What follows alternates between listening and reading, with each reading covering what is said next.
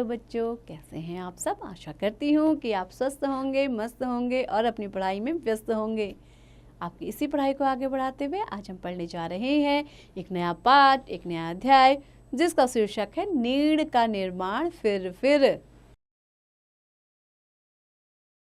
बच्चों, एक सुंदर सी कविता है। नीड़ यानी कि घोंसले का निर्माण, फिर यानी कि बार बार उस घोंसले का निर्माण। तो बच्चों, आइए सबसे पहले पाठ का परिचय जान लेते हैं। प्रस्तुत कविता में हरिवंश राय बच्चन जी ने चिड़िया की कर्तव्य परायणता को उजागर किया है। बच्चों, कर्तव्य परायणता यानी कि जो भी आपका कर्तव्य होता है उसको हमें हमेशा निभाना चाहिए, और जो व्यक्ति ऐसा करते हैं उन्हें कहते हैं कर्तव्य परायण, और उनके इस गुण को कहते हैं कर्तव्य परायणता, कि वह कैसे प्रतिकूल परिस्थितियों का आसानी से सामना करती हैं। प्रतिकूल परिस्थिति यानी कि जो आपके अनुकूल ना हो। अनुकूल का ये विलोम शब्द है प्रतिकूल। तो ऐसी परिस्थितियां जो आपके अनुकूल नहीं होती हैं, तब भी आप अपने कर्तव्यों को निभाते हैं। तो आइए इस पाठ को शुरू करते हैं। आप लोग भी इस कविता को ध्यान से सुनिएगा और इस कविता का पाठ भी कीजिएगा। नीड़ का निर्माण फिर, नेह का आह्वान फिर। तो बच्चों, हरिवंश राय बच्चन जी क्या कह रहे हैं? वो कह रहे हैं कि नीड़ का निर्माण फिर, घोंसले को फिर से बार बार बनाना है। नेह यानी कि स्नेह का, आह्वान यानी कि बुलाना, और स्नेह का आह्वान बार बार करना है, फिर करना है। बह उठी आंधी की नभ में छा गया सहसा अंधेरा, धूलि धूसर बादलों ने भूमि को इस भांति घेरा। बच्चों, कवि इन पंक्तियों में क्या कह रहा है? कवि कहता है कि क्या हो गया है? नभ यानी कि आकाश में, बह उठी आंधी यानी कि क्या है? आकाश में चारों ओर से आंधी चलने लगी। छा गया सहसा यानी कि अचानक से, चारों ओर अचानक से अंधेरा छा गया। धूलि धूसर बादलों ने भूमि को इस भांति घेरा। धूलि धूसर यानी कि कैसे बादल हैं? काले भूरे बादल हैं, जिन्होंने इस धरती को इस तरह से घेर लिया है। तो बच्चों, आगे बढ़ते हैं। रात सा दिन हो गया, फिर रात आई और काली, लग रहा था अब न होगा इस निशा का फिर सवेरा। कवि क्या कह रहा है? रात सा यानी कि रात जैसा, यहाँ पे तुलना की गई है। तो दिन कैसा हो गया है? रात के जैसा हो गया है। और फिर जब रात आई तो वो क्या थी? और भी काली, डरावनी। लग रहा था अब न होगा इस निशा का फिर सवेरा। निशा यानी कि रात। तो क्या है? इतनी काली गहरी रात को देख करके ऐसा लग रहा था कि मानो इस रात का सवेरा नहीं होगा, यानी कि इस रात के बाद पुनः सवेरा नहीं आएगा। रात के उत्पाद भय से भीत जन भीत कण कण, किंतु प्राची से उषा की मोहिनी मुस्कान फिर। तो बच्चों, कवि कह रहा है कि जब इतनी खतरनाक रात आई और ऐसा लगने लगा कि सवेरा तो अब कभी होने वाला ही नहीं है, प्रलय का समय है, अब सब कुछ खत्म हो जाने वाला है, तो रात के उत्पात भय से, जो रात ने क्या मचाया? उत्पात मचाया था। भय यानी कि उसके डर से। भीत जन, भीत मतलब डरना, जन मतलब लोग, सभी लोग डर गए थे। भीत कण कण यानी कि इस धरती का कण कण क्या है? डरने लगा था। किंतु प्राची से उषा की, प्राची यानी कि क्या है? उषा यानी कि क्या होता है? जो सूरज की किरण होती है, उषा यानी कि किरण। तो मोहिनी मुस्कान फिर, उसने क्या करा? पुनः प्रातःकाल फिर से अपनी मोहिनी सी मुस्कान बिखेर दी। नीड़ का निर्माण फिर, नेह का आह्वान फिर। तो कवि कह रहा है कि क्या कोई भी संकट कष्ट का समय आए, एक दिन वो बीत जाता है। इसलिए अगर हमारा घोंसला कोई टूट गया है तो उसे हमें बार बार बनाने का प्रयास करना चाहिए, और लोगों से बार बार प्रेम का आह्वान करना चाहिए। आगे बढ़ते हैं। बह चले झोंकों की कापे भीम काया वान भूधर, जड़ समेत उखड़ पुखड़ कर गिर पड़े टूटे विटपवर। तो कवि इन पंक्तियों में क्या कह रहा है? बह चले झोंके की कापे। तो क्या था? ऐसे झोंके चल रहे थे कि कांपने लगे। कौन? भीम काया वान भूधर।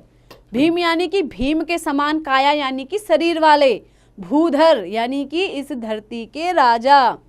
इस धरती के जो भूधर थे वो क्या थे, भीम की काया वाले थे, बलवान थे, हृष्ट पुष्ट थे, लेकिन जब हवा चली, हवा के झोंके चले तो वे भी कांपने लगे। जड़ समेत उखड़ पुखड़ कर गिर पड़े टूटे विटप वर। विटप देखिए यहाँ पे पर्यायवाची शब्द है पेड़ का, तो जड़ समेत क्या है, पेड़ भी टूट गए और जड़ समेत ही उखड़ गए। हाय तिनकों से विनिर्मित घोंसलों पर क्या न बीती। तो क्या कह रहा है, विनिर्मित यानी कि बने हुए, किससे, तिनकों से, छोटे छोटे तिनकों से बने हुए जो घोंसले थे उन पर हाय ऐसे समय में क्या न बीती। जब पेड़ ही टूट गए, वो भी जड़ समेत, तो घोंसला कहाँ बचता, घोंसला तो टूट ही गया है ना। डगमगाए जबकि कंकड़ ईंट पत्थर के महल पर। कवि क्या कह रहा है कि डगमगाए जबकि कंकड़, कंकड़ यानी कि क्या होते हैं, पत्थर के छोटे छोटे कण, ईंट पत्थर के महल, जो महल ईंट के बने थे, पत्थर के बने थे, वो भी सब क्या हैं, डगमगाने लगे। बोल आशा के विहंगम किस जगह पर तू छिपा था, जो गगन पर चढ़ उठा था गर्व से निज वक्ष फिर।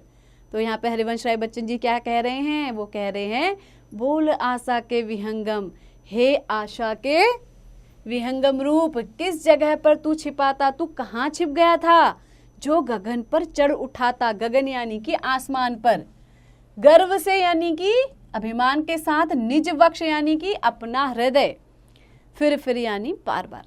तो वो कह रहे हैं कि हे आशा रूपी किरण, तुम कहाँ छुपी थी, जो गगन पर जो तुम चढ़ जाती यानी कि आसमान पर छा जाती, गर्व से निज वक्ष फिर, तो गर्व से हमारे सीने फिर चौड़े हो जाते, नीड़ का निर्माण फिर, नेह का आह्वान फिर।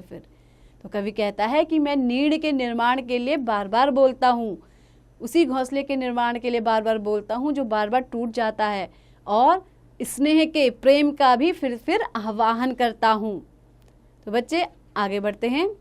क्रुद्ध नभ के वज्र दंतों से उषा है मुस्काती, घोर गर्जन मय गगन के कंठ में खग पंक्ति गाती।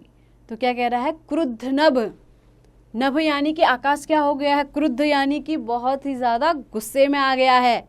व्रज दंतों यानी कि उसके दांत क्या है, वज्र के समान कठोर हैं। तो है उषा मुस्काती, तो बच्चों क्या कह रहा है, जो उषा है यानी कि जो सूरज की किरणें हैं वो क्या कर रही हैं, मुस्कुरा रही हैं। घोर गर्जन मय गगन के, गगन में यानी कि आकाश में क्या हो रहा है, घोर गर्जन यानी कि बहुत ही खतरनाक आवाज, गर्जना आसमान में हो रही है।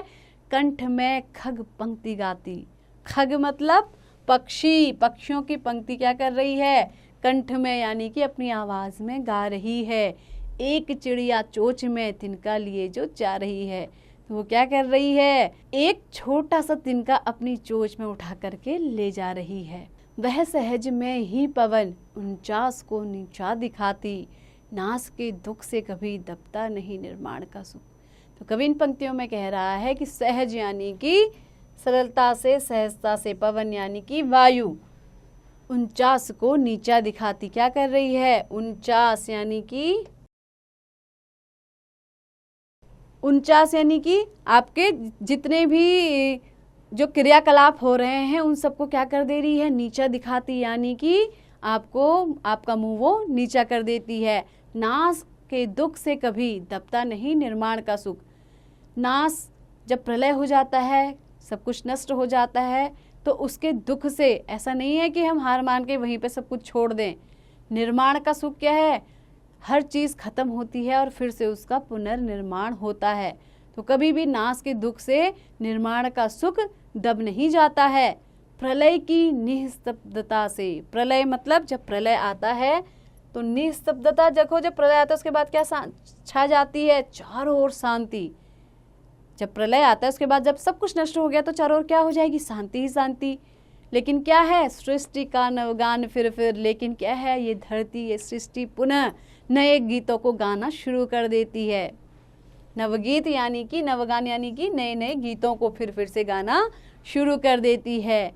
नीड़ का निर्माण फिर, नेह का आह्वान फिर। तो इस धरती में बार बार उन घोंसलों को बनाने की प्रक्रिया चलती ही रहती है और स्नेह यानी कि नेह का आह्वान बार बार चलता ही रहता है। तो बच्चों, कैसी लगी आपको ये कविता? आशा करती हूँ कि आपको पसंद आई होगी और आपने इसको अच्छे से समझा भी होगा। इसके लेखक हैं हरिवंश राय बच्चन जी।